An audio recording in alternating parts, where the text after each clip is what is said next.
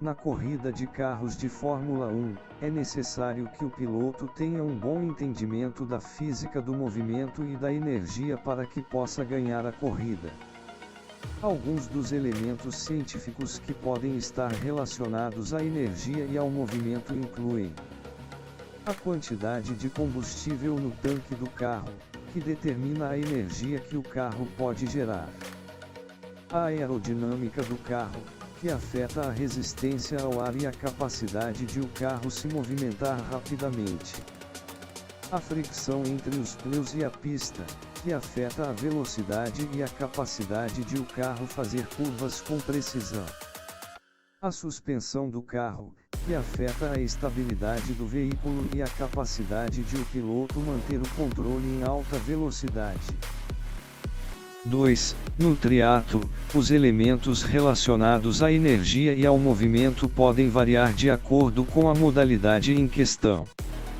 Alguns exemplos incluem: na natação, o nadador precisa entender a física da hidrodinâmica, incluindo a resistência da água e a forma mais eficiente de se movimentar na água.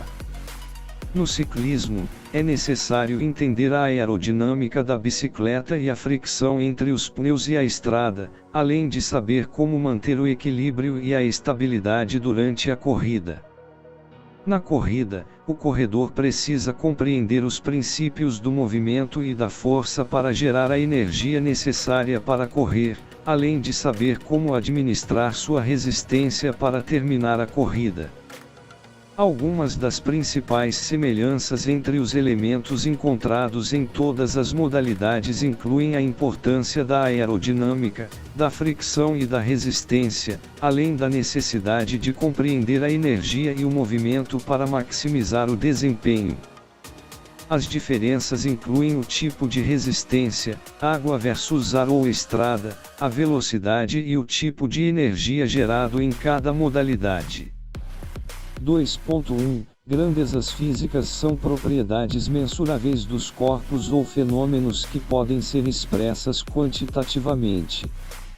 Elas representam aspectos do mundo físico que podem ser medidos e comparados, como comprimento, massa, tempo, velocidade, temperatura, entre outros.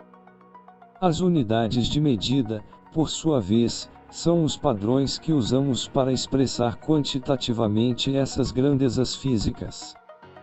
Elas indicam a magnitude da grandeza física e sua escala em relação a outras grandezas similares. 2.2 Existem diversas unidades de medidas utilizadas mundialmente, que variam de acordo com a grandeza física que se está medindo e o país ou região onde se encontra. Porém, para padronizar as medidas, foi criado o Sistema Internacional de Unidades, SI, em 1960. Esse sistema é baseado em 7 grandezas físicas fundamentais: comprimento, massa, tempo, corrente elétrica, temperatura, quantidade de substância e intensidade luminosa. Cada grandeza física tem uma unidade padrão de medida que é utilizada mundialmente. Segue abaixo uma tabela com algumas das unidades de medidas mais comuns no SI. 2.3 Acho que as setas nas imagens estão relacionadas às grandezas vetoriais, que representam tanto a magnitude quanto a direção do movimento. Na imagem do jogador de futebol, as setas apontam para fora da bola e indicam a direção do movimento da bola e a intensidade da força que o jogador está aplicando nela.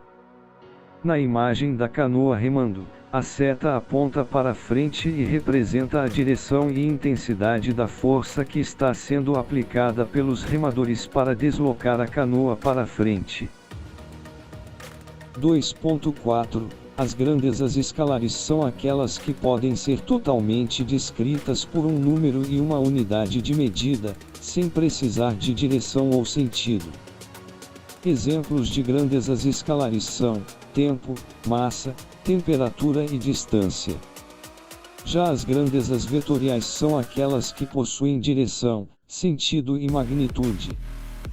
Exemplos de grandezas vetoriais são velocidade, aceleração, força e deslocamento. No caso do deslocamento do barco e da bola do item anterior, trata-se de grandezas vetoriais, pois é necessário especificar a magnitude, distância percorrida, e a direção, para onde o deslocamento ocorreu, para descrevê-las completamente. Outras grandezas que podem ser classificadas como escalares ou vetoriais são energia, escalar, impulso, vetorial, pressão, escalar, momento linear, vetorial, entre outras.